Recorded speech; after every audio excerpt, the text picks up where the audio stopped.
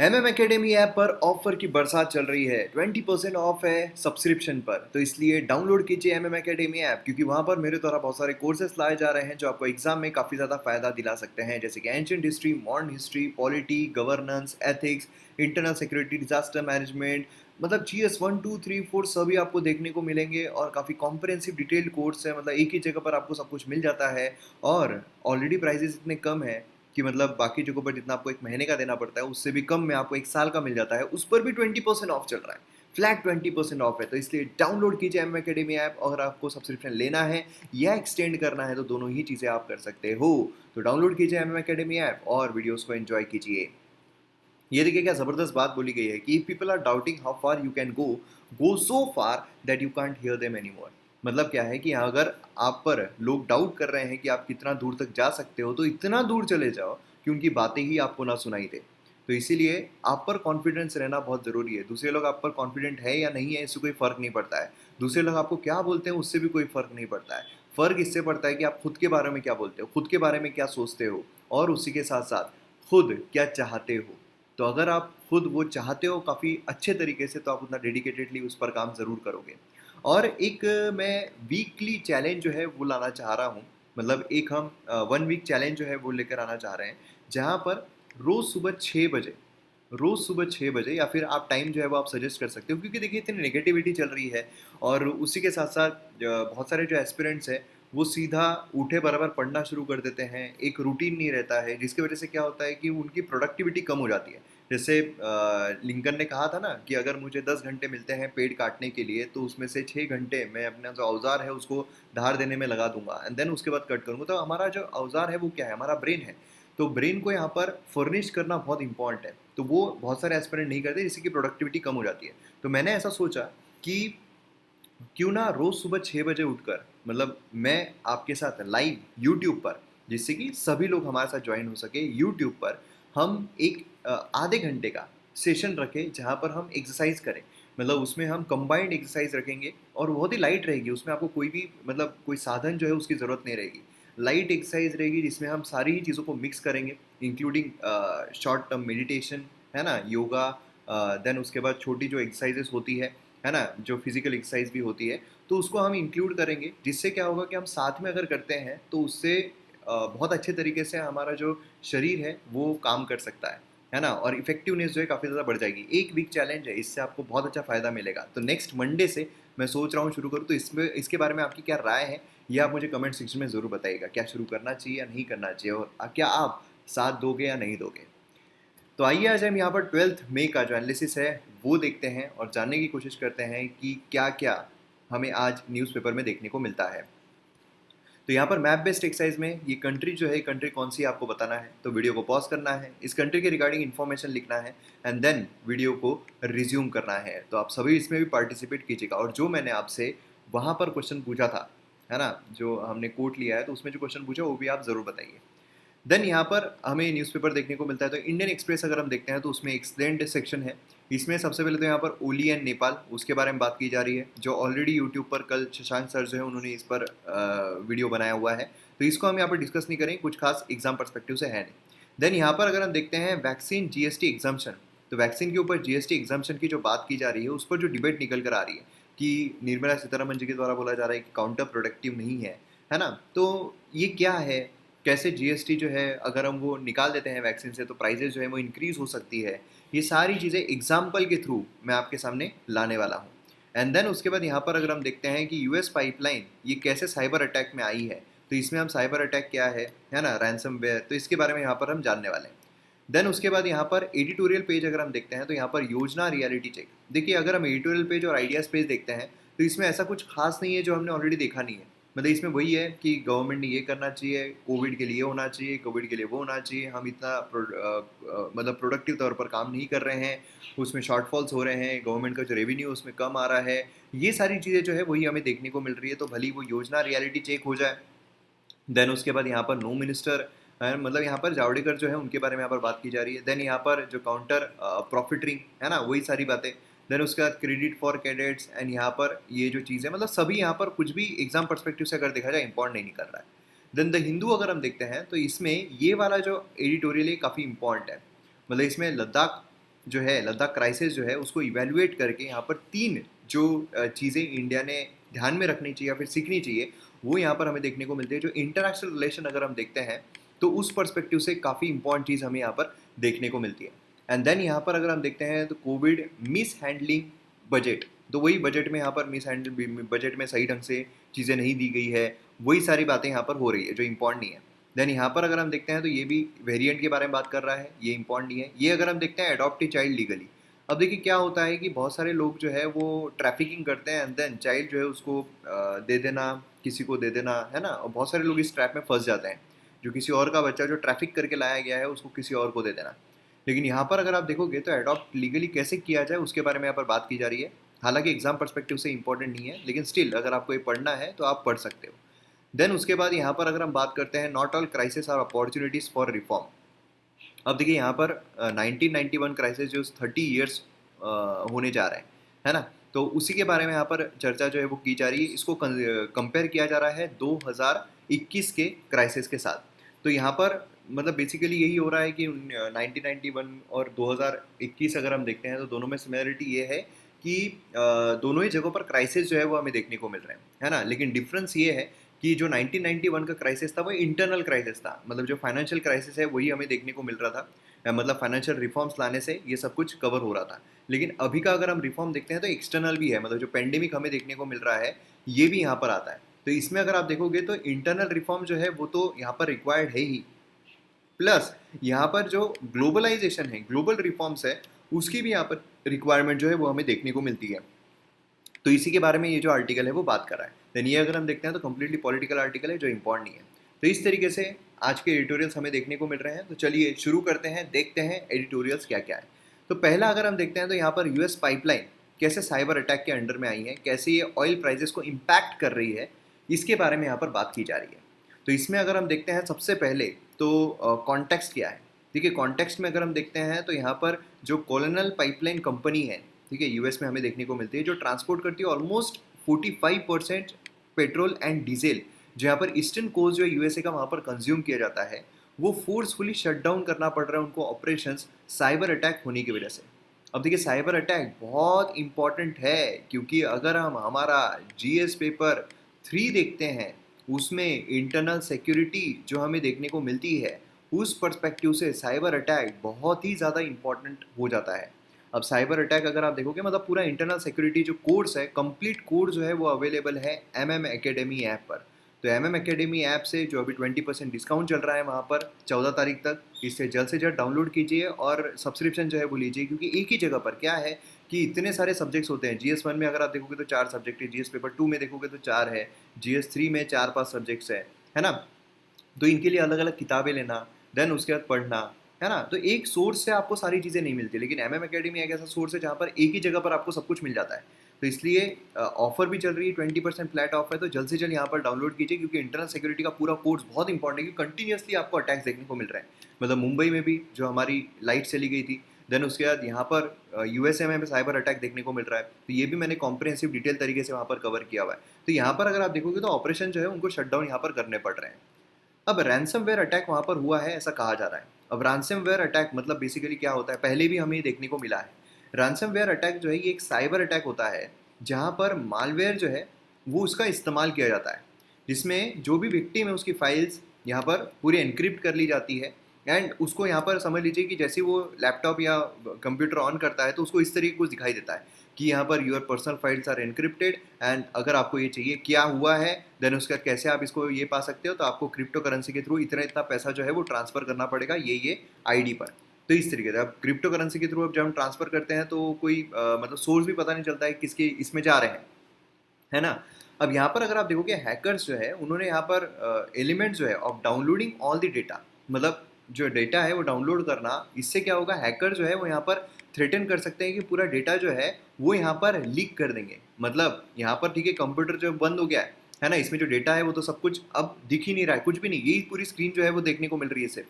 अब यहाँ पर अगर सामने वाला व्यक्ति जिसके कंप्यूटर में ऐसा हुआ है वो बोले कि ठीक है ना यार कंप्यूटर चेंज करना है हम कर लेंगे, हमें कोई प्रॉब्लम नहीं है, अगर वो ऐसा करे तो उसमें भी उन्होंने कुछ ये निकाला है कि पूरा डेटा जो है वो डाउनलोड कर ले रहे हैं। जो इसमें कंप्यूटर में डेटा है, एंड देन उसका थ्रेटन कर रहे हैं कि अगर आपने हमको पैसा नहीं दिया तो फिर ये जो पूरा डेटा है वो लीक कर देंगे। अब यहाँ पर प्रॉब्लम होता है या नहीं होता है, मतलब ये पूरा जो, क्योंकि इंटरनेशनल ग्राउंड्स पर अगर हम देखें तो अगर डेटा लीक हो जाता है तो बहुत बड़ी समस्या हो जाती है, प्रॉब्लम होती है ना। तो ये समस्या जो है वो हमें यहाँ पर देखने को मिलती है। US federal bureau of investigation उन्होंने कंफर्म किया है कि क्रिमिनल गैंग डार्क साइड जो है वो इसके लिए रिस्पॉन्सिबल है। तो आप देख सकते हो यहाँ पर नाम भी है डार्क साइड, है ना, तो ये रिस्पॉन्सिबल है। अब ये जो अटैक हुआ है ये अगर आप देखोगे तो ऑयल इस पर हुआ है, तो अब यहाँ पर ऑयल प्राइसेस पर कैसे इम्पैक्ट करेगा, क्योंकि अब ये बंद रहने वाला है। बंद रहने वाला है तो इकोनॉमी के लेक्चर से याद कीजिए सप्लाई डिमांड, ठीक है, सप्लाई एंड डिमांड याद कीजिए। सप्लाई एंड डिमांड के तहत क्या होता है, डिमांड अगर इंक्रीज होती है तो प्राइजेस पर क्या फर्क पड़ता है, प्राइजेस भी इंक्रीज होते हैं, है ना। सप्लाई अगर इंक्रीज होता है, सप्लाई अगर बढ़ता है तो डिमांड घट जाती है, प्राइजेस भी घट जाते हैं। लेकिन सप्लाई अगर कम हो जाता है तो प्राइजेस जो है वो इंक्रीज हो जाते हैं, क्योंकि लोगों को लगता है अरे बाप रे कम हो रहा है, ले लो ले लो ले लो ले लो। तो मतलब सप्लाई अगर कम हो जाता है तो प्राइजेस इंक्रीज हो जाते हैं। तो यहाँ पर क्या हो रहा है, यहाँ पर सप्लाई जो है वो हो रहा है कम, तो मतलब प्राइजेस पर क्या फर्क पड़ेगा, प्राइजेस हो जाएंगे बढ़। तो यहाँ पर ऑयल प्राइजेस जो है वो अटैक जो हुआ है इसकी वजह से राइज होते हुए हमें देखने को मिल रहा है।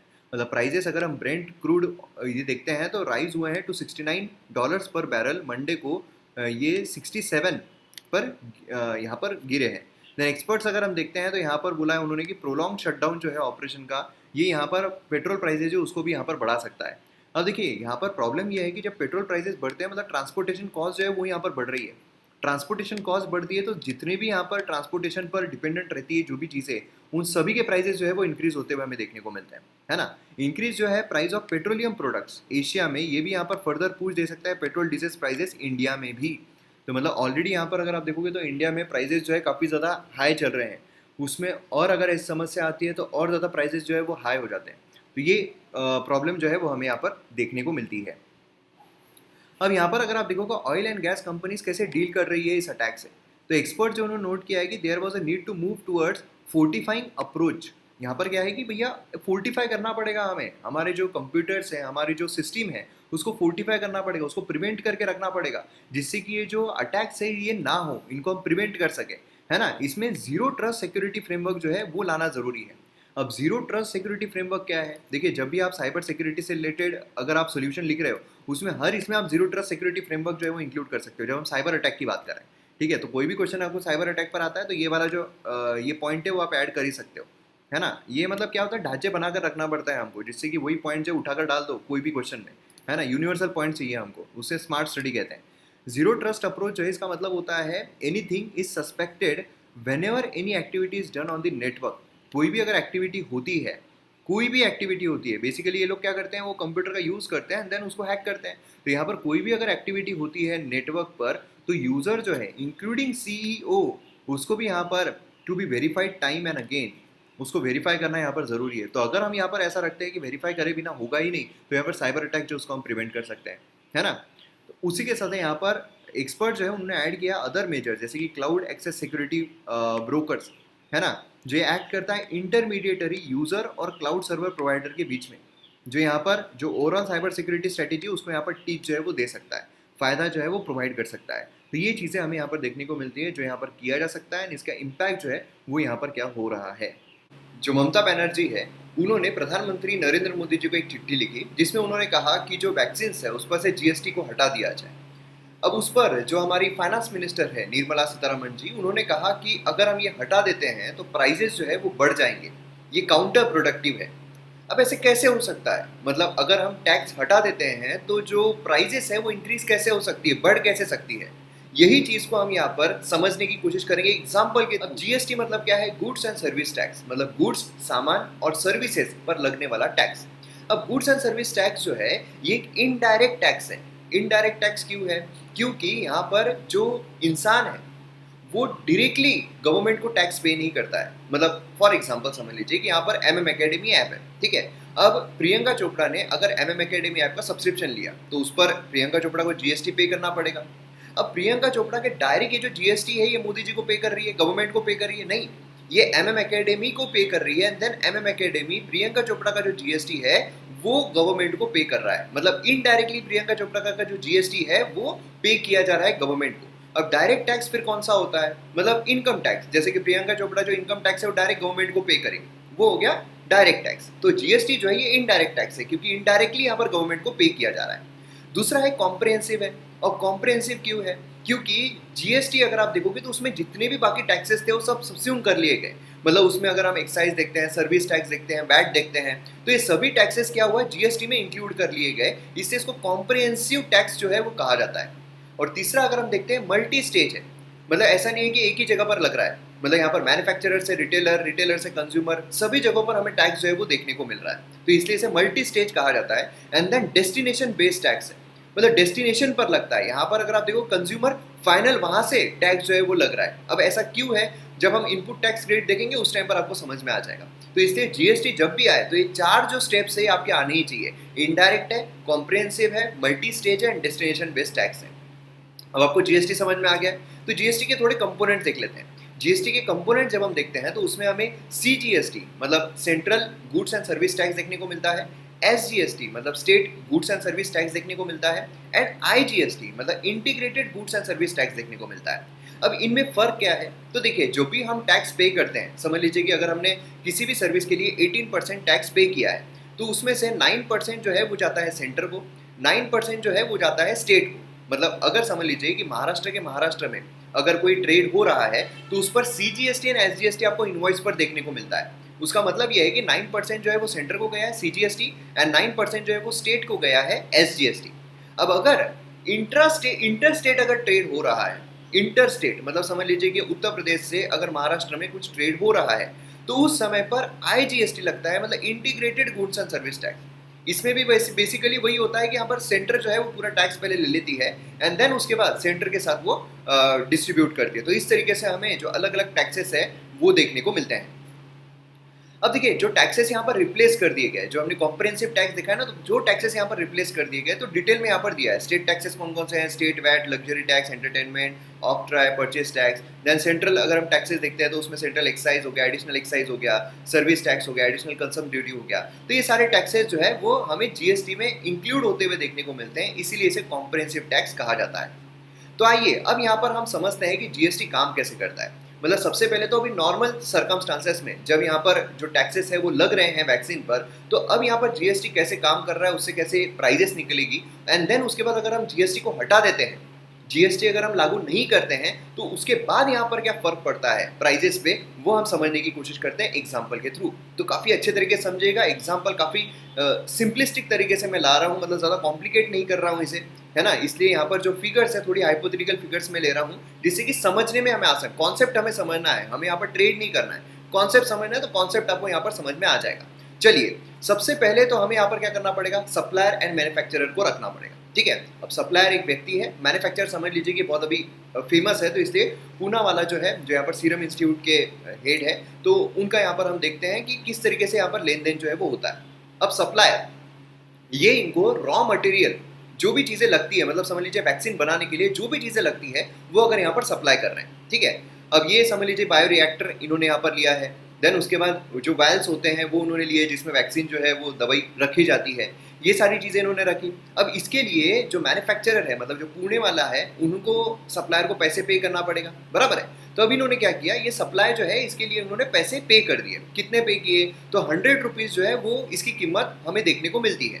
अब यहाँ पर जो फिगर्स है वो मैंने समझने के लिए और कैलकुलेशन आसान होने के लिए यहाँ पर हाइपोथेटिकल फिगर्स रखी है। तो समझ लीजिए ये जो है 100 रुपये का है, लेकिन अब इस पर उनको जीएसटी भी पे करना पड़ेगा, है ना। तो समझ लीजिए ये जो सामान है इस पर सिर्फ 5% जीएसटी जो है वो लागू हो रहा है। तो 5% है, मतलब कितना हो गया, 5 रुपये जीएसटी पे करना पड़ेगा। मतलब ये जो पूना वाला है, इनको टोटल अमाउंट पे कितनी करनी पड़ी, पे करनी पड़ी 105 रुपये। ये गई सप्लायर के पास 105 रुपये। इतना क्लियर है, इसमें कोई भी शंका नहीं है। चलिए आगे बढ़ते हैं। देन उसके बाद यहाँ पर वैक्सीन वगैरह बनने के बाद वेयर हाउस जो होता है ना, वेयर हाउस होता है, उसमें स्टोरेज ये सब कुछ रखने के लिए भी जो पैसे हैं वो लगते हैं, बट ऑब्वियसली पैसे लगते हैं। अब ये समझ लीजिए वेयर हाउसेस के लिए उनको पैसे जो है वो लगे 100 रुपये, ठीक है, स्टोर करने के लिए 100 रुपये लगे, लेकिन उस पर जीएसटी लगेगा। अब ये सर्विस है ना, ये सर्विस है, तो सर्विस पर 18% जीएसटी लगता है। तो ये 18% अगर जीएसटी लग रहा है तो मतलब 100 पर 18 रुपये जीएसटी लग गया, एंड देन 118 रुपये कीमत हो गई। तो अब यहाँ पर जो पूना वाला है, उन्होंने वैक्सीन तैयार होने के लिए ठीक है, वैक्सीन तैयार होने के लिए, जो उनके पास वैक्सीन अब देने के लिए तैयार हो गई, उसके लिए उनको पैसे टोटल देने कितने पड़े? 105 प्लस यहाँ पर 118, है ना, मतलब टोटल अगर हम देखें तो 105 प्लस 118, तो 223 रुपए जो है यहाँ पर पूना वाला को देने पड़े, मतलब उनके जेब से 223 रुपए गए। इतना क्लियर है। लेकिन यहाँ पर हमें देखने को क्या मिलता है? हमें ये देखने को मिलता है कि यहाँ पर जो 5 रुपए और 18 रुपए है, ये तो बेसिकली टैक्स है जो उन्होंने जीएसटी दिया हुआ है, गुड्स एंड सर्विस टैक्स दिया हुआ है। अब यहाँ पर 18 और 5 मतलब टोटल 23 रुपए जो है वो उनका जीएसटी गया है। अब जो इनका जीएसटी गया है, क्योंकि ये मैन्युफैक्चरर है, मतलब ये जो कस्टमर है वो नहीं है, फाइनल कंज्यूमर नहीं है ना, इसलिए ये कंज्यूमर को देने वाले हैं, इसलिए क्या है, इनके पास इनपुट टैक्स जमा रहता है। मतलब क्या है, ये 23 रुपए जो उनके गए हुए हैं ये इनके डिजिटल वॉलेट में जमा रहेंगे कि बात तुमने 23 रुपए जो है वो दिए हुए हैं, ठीक है, तो ये उनके वॉलेट में जमा रहेंगे, ये उनके पास से गए नहीं है, 23 रुपए उन्हीं के पास है, ठीक है। अब ये कैसे रिकवर्ड होंगे वो आगे हम देखते हैं, लेकिन ये 23 रुपए समझ लीजिए, जो इन्होंने 23 रुपए दिए हैं, 5 और 18 जीएसटी, ये इनके पास ही जमा है डिजिटल वॉलेट में। इतना क्लियर है? यहाँ तो कोई प्रॉब्लम है नहीं है? चलिए आगे बढ़ते हैं।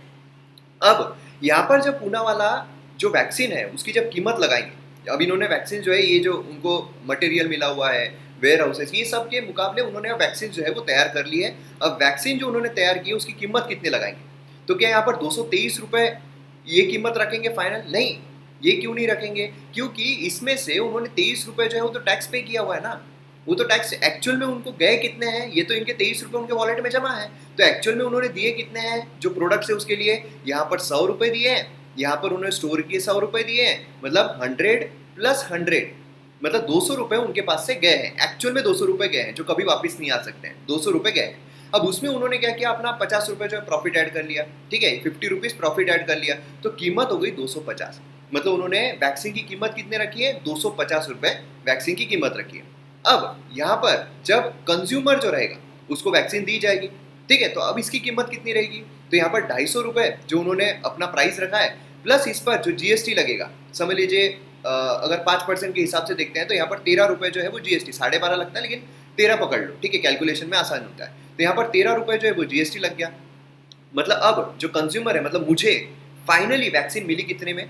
263 रुपीज में मिली। अब ये याद रखिए कितने में मिली यहाँ पर? तो 263 रुपीज में मुझे वैक्सीन मिली। अब यहाँ पर आप ध्यान दीजिए हुआ क्या है। अब यहाँ पर जो 13 रुपए हैं ये किसने पे किए हैं? ये मैंने पे किए हैं, मतलब कंज्यूमर ने पे किए हैं जीएसटी, है ना। ये किसको पे किए हैं? पूना वाला को पे किए हैं। अब यहाँ पर आप देखोगे तो ये 13 रुपए मैंने टैक्स जो है वो पूना वालों को पे किया। तो अब यहाँ पर इसने कितने पे किया था? 23 रुपए पे किया था पूना वाला ने, ये उसके डिजिटल वॉलेट में जमा थे। अब 23 में से उसके पास 13 रुपए जो है वो आ चुके हैं, है ना, 23 में से उसके पास 13 रुपए आ चुके हैं। तो अब उसके पास बचे कितने हैं? डिजिटल वॉलेट में 10 ही रुपए बचे, क्योंकि अब उसको 23 जो रुपए उसने दिया था जीएसटी ये सामान इकट्ठा करने के लिए, बनाने के लिए, उसमें से उसको 13 रुपए आ गए हैं, मिल गए हैं। 13 रुपए उसने अपने पास रख लिए कैश में। अब उसके डिजिटल वॉलेट में 23 में से 13 कम हो गए, मतलब 10 ही रुपए बचे। देन उसके बाद उसने समझ लीजिए किसी और को वैक्सीन दिया, अब वो इंसान ने भी 13 रुपए इसको दिया है ना। मतलब अब यहाँ पर क्या हुआ, पूना वाला को और 13 रुपए आ गए जीएसटी के रूप में। जीएसटी की बात कर रहे हैं हम, सिर्फ जीएसटी की, और 13 रुपए जीएसटी के रूप में पूना वाला के पास आ गए। तो इसके पास डिजिटल वॉलेट में तो सिर्फ 10 ही रुपए थे, अब यहाँ पर 3 रुपए जो है वो एक्स्ट्रा आ गए, मतलब इसको पूरे अपने 23 रुपए मिल गए, प्लस 3 रुपए और एक्स्ट्रा है। तो ये 3 रुपए का क्या करेगा? जो एक्स्ट्रा आए हैं वो यहाँ पर गवर्नमेंट को पे कर देगा, क्योंकि अब डिजिटल वॉलेट में अब 0 हो गए, 3 रुपए जो एक्स्ट्रा है वो अब गवर्नमेंट को पे कर देगा। समझ में आया? इनपुट टैक्स क्रेडिट इसको कहा जाता है, इनपुट टैक्स क्रेडिट, उसको क्रेडिट मिलता है, मतलब जो वो जीएसटी पे कर रहा है वो जाता नहीं है, वो उसके पास रहता है। इतना क्लियर है? तो इस तरीके से नॉर्मल व्यवस्था चलती है। तो फाइनल यहाँ पर पैसे जो है वो कितने कंज्यूमर को पड़े हैं? 263 रुपीज जो है इतने यहाँ पर कंज्यूमर को पड़े हैं। क्लियर है? यहाँ तक कोई भी डाउट नहीं है। अब यहाँ पर हम समझते हैं कि जो जीएसटी को अगर हम हटा देते हैं, जीएसटी अगर हम ये वाला जो पैच है, क्योंकि जीएसटी हटाएंगे तो ये वाले पैच पे हम हटाने वाले हैं, है ना, ये वाले पैच पे अगर हम जीएसटी हटा देते हैं तो होता क्या है। अब ये पूरी व्यवस्था हमें देखने को मिल रही है। अब यहाँ तक तो ऑलरेडी सब कुछ हो चुका है ना, ऑलरेडी यहाँ तक सब कुछ लिया जा चुका है, सब कुछ हो चुका है। तो अब यहाँ पर जीएसटी जब हम हटाएंगे तो ये वाले पैच पर हटाएंगे, इधर वाले पैच पर, कंज्यूमर वाले पैच पर हटाएंगे। तो अब क्या अफेक्ट होगा ये आप देखिए। अब अगर हम जीएसटी हटा देते हैं तो मतलब इनपुट टैक्स क्रेडिट जो यहाँ पर मिल रहा था पूना वाला को, ये जो 23 रुपए इनपुट टैक्स क्रेडिट उसके वॉलेट में जमा हो रहा था, ये होगा क्या? नहीं होगा, क्योंकि हमने जीएसटी हटा दिया है, अब जीएसटी लागू ही नहीं हो रहा है। तो अब ये 23 रुपए जो है वो उसके वॉलेट में जमा नहीं रहेंगे। मतलब अब यहाँ पर आप समझिए कि जो ये 5 रुपए और 18 रुपए जो उसने जीएसटी पे किया था, वो अब वो एक्सक्लूड करके अपनी फाइनल जो प्राइस है उसमें लगाएगा क्या? मतलब ये जो 100 और 100 यही सिर्फ ऐड करेगा क्या? नहीं, ये ऐड नहीं करेगा। अब वो क्या करेगा कि उसने जो जीएसटी पे किया है ये वाले प्रोडक्ट्स पर, जो ऑलरेडी उसने जीएसटी पे कर चुका है, ये और ये अब फाइनल प्रोडक्ट जो रहेगी, ये अब उसकी फाइनल प्रोडक्ट रहेगी जिस पर वो अपना जो प्रॉफिट है वो ऐड करेगा। क्योंकि अब ये जो 23 रुपए है इसमें से 223 में से 23 रुपए उसके कभी वापिस ही नहीं आने वाले, ये गए हैं उसके। तो इसलिए अब वो उसका नुकसान थोड़ी करेगा। तो अब वो बेंचमार्क कितना रखेगा? 223। 223 के ऊपर अब अपना प्रॉफिट जो है वो ऐड करेगा। तो 223 के ऊपर अपना प्रॉफिट जब वो ऐड करेगा तो कितना हो जाएगा? क्योंकि अब सामने तो जीएसटी वीएसटी लगने वाला नहीं है, तो इस पर कितना उसने ऐड किया था अपना प्रॉफिट? 50 रुपए ऐड किया था। तो 223 पर जब वो अपना प्रॉफिट ऐड करेगा 50 रुपए, तो कीमत हो जाएगी 273। पहले कीमत कितनी थी? पहले यहाँ पर कीमत अगर आप देखोगे तो 263 थी, लेकिन अब यहाँ पर कीमत जो है वो कितनी हो चुकी है? 273 हो चुकी है। क्यों? जीएसटी हटा दिया गया, जिसकी वजह से इनपुट टैक्स क्रेडिट जो है वो उसको नहीं मिला। इनपुट टैक्स क्रेडिट ना होने की वजह से जो भी उसने टैक्स पहले पे किए हैं, रॉ मटेरियल बोलिए, वेयर हाउसेस बोलिए, जिसके भी लिए, वो भी उसने यहाँ पर ऐड करके अपना प्रॉफिट मार्जिन जो है वो ऐड किया, एंड देन फाइनल जो वैक्सीन की प्राइस है वो हमें देखने को मिल रही है। अब देखिए यहाँ पर ये भी बोला गया निर्मला सीतारमन जी के द्वारा कि 70% जो मतलब पैसा आता है, 70% जो है वो तो स्टेट को ही जाता है। अब 70% कैसे जाएगा पैसा? 70% कैसे जाएगा? सिर्फ 50% ही तो पैसा जो है वो तो सेंटर और स्टेट में डिवाइड होता है ना। जैसे अगर 18% है तो 9% डिवाइड होता है सेंटर और स्टेट में। तो यहाँ पर निर्मला सीतारमन जी ने ऐसा क्यों कहा कि 70% जो है वो पैसा यहाँ पर स्टेट को जाता है? तो ऐसा क्यों कहा? क्योंकि यहाँ पर देखिए, अब यहाँ पर taxes CGST, SGST and IGST है ना। अब समझ लीजिए आईजीएसटी के तहत 100 रुपए जो है वो इकट्ठा हुए। अब 100 रुपए जब इकट्ठा हुए हैं तो उसमें से पहले तो 50-50% जो है सीजीएसटी एसजीएसटी के तहत, यहाँ पर 50 रुपए जो है वो सेंटर एंड स्टेट को चले जाएंगे। लेकिन लेकिन अगर आपको याद होगा, फाइनेंस कमीशन जो होता है उसके तहत डिवोल्यूशन दिया जाता है सेंटर से स्टेट को।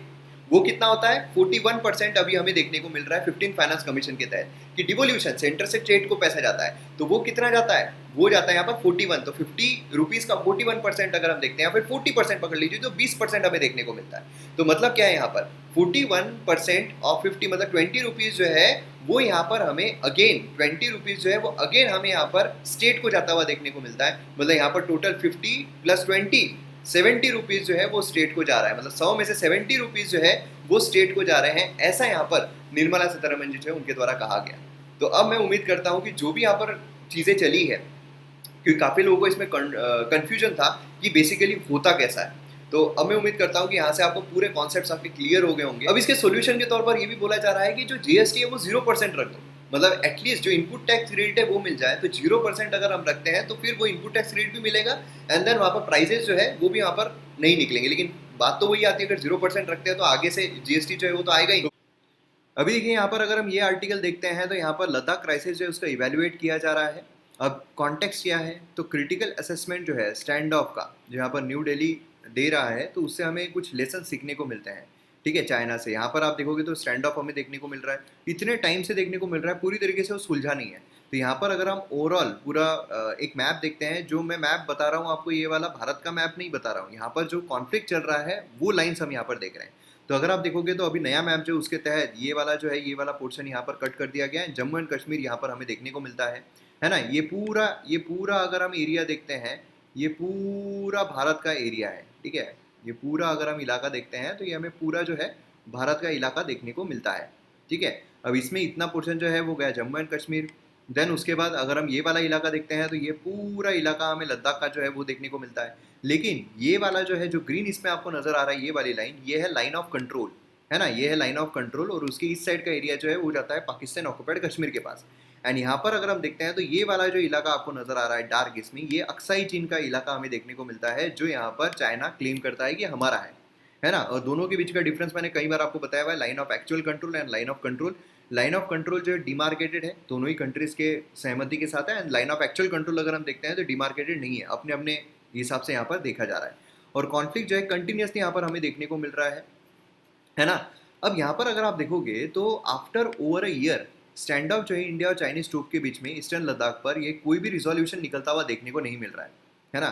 मतलब समझ लीजिए चाइना जो है कंटिन्यूस ट्रूप वहाँ पर ला रहा है, और जो भी निगोशिएशंस यहाँ पर हो रहे हैं, जो भी यहाँ पर निगोशिएट करने की कोशिश की जा रही है, उससे कोई फ्रूटफुल चीज़ें बाहर नहीं आ रही है, मतलब कुछ अच्छी चीज़ें जो है वो बाहर निकल कर नहीं आ रही है। अब इंडिया का मिलिट्री एंड पॉलिटिकल लीडर्स अगर हम देखें तो उनको यहाँ पर कुछ चीज़ें, अपनी स्ट्रेटेजी जो है वो चेंज करना पड़ेगा, है ना। यहाँ पर कुछ लेसन जो है वो लद्दाख से सीखने पड़ेंगे, जो अभी यहाँ पर हो रहा है उसे सीखना पड़ेगा, जिससे कि हम यहाँ पर जो चाइनीज़ कोऑपरेशन है उसके बेटर तरीके से जो चैलेंज है उसको हम मीट कर सकें। तो अब क्या किया जाना चाहिए?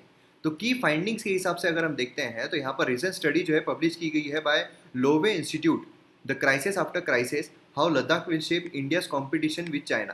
तो ये हमें देखने को मिलता है। इसके तहत लद्दाख क्राइसिस जो है ये न्यू दिल्ली को 3 की लेसन जो है वो ऑफर करता है, ऐसा इसमें देखने को मिल रहा है।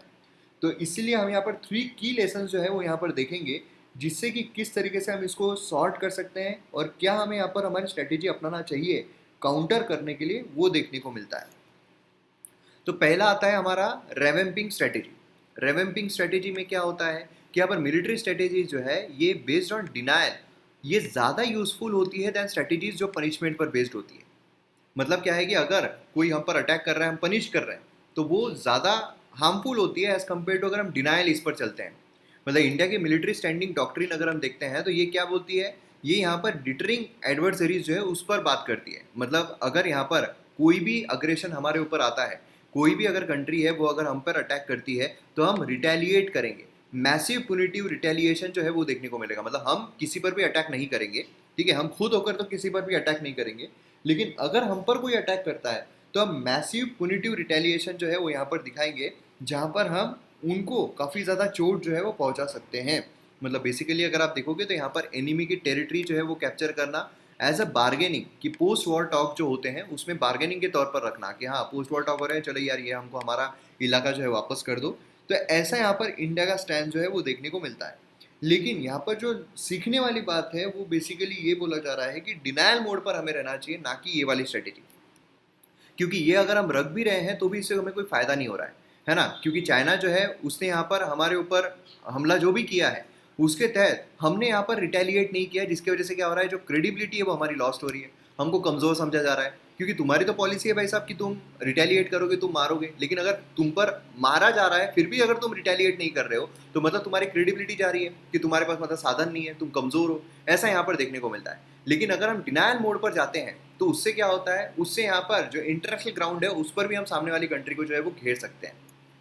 मतलब डॉक्ट्रिन जो है फोकस करता है ऑन डिनायल, ये यहाँ पर इंडियन मिलिट्री को ग्रेटर कैपेसिटी जो है वो देता है कि फ्यूचर लैंड ग्रैब जो है अक्रॉस एलएसी वो यहाँ पर अच्छे तरीके से उसको काउंटर किया जा सके, है ना। तो ये मतलब क्या है, बेसिकली डिनायल कैपेबिलिटी जो है वो यहाँ पर बताई जा रही है। नेक्स्ट यहाँ पर पॉलिटिकल कॉस्ट हमें देखने को मिल रहा है। सेकेंड की लेसन जो है वो है कि चाइना जो है वो यहाँ पर पॉलिटिकल कॉस्ट पर भी ज़्यादा थ्रेट कर रहा है ज़्यादा दैन मिलिट्री कॉस्ट, है ना। इसमें अगर आप देखोगे तो अलग अलग तरीक़ों से इंडिया को घेरना, मिलिट्री तो हो ही रही है, तो इंडिया ने भी क्या किया करना चाहिए, इंडिया ने भी यहाँ पर जो मिलिट्री है उसके तहत उसको घेरना चाहिए। क्योंकि देखिए क्या है कि हम यहाँ पर कितना भी अगर मारने चाहेंगे, कितना भी मिलिट्री वगैरह हम करेंगे, तो उससे वही होगा कि भैया स्ट्रेंथ किसकी कितनी है ना, किसके पास कितना है। अब चाइना का अगर हम डिफेंस बजट देखते हैं तो 3 to 4 टाइम्स लार्जर है as compare to India.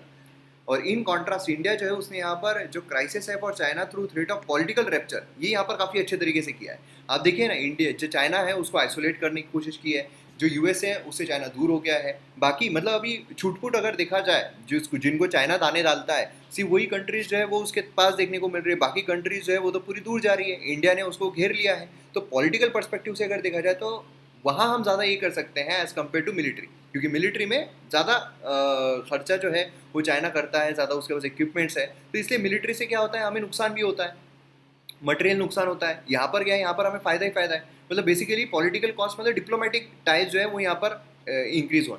Next यहाँ पर आता है इंडियन ओशन रीजन, ये काफ़ी की है। आप देखोगे तो चाइना जो है वो यहाँ पर इंडियन ओशन रीजन में भी अपना प्रेजेंस जो है वो इंक्रीज करने की कोशिश कर रहा है।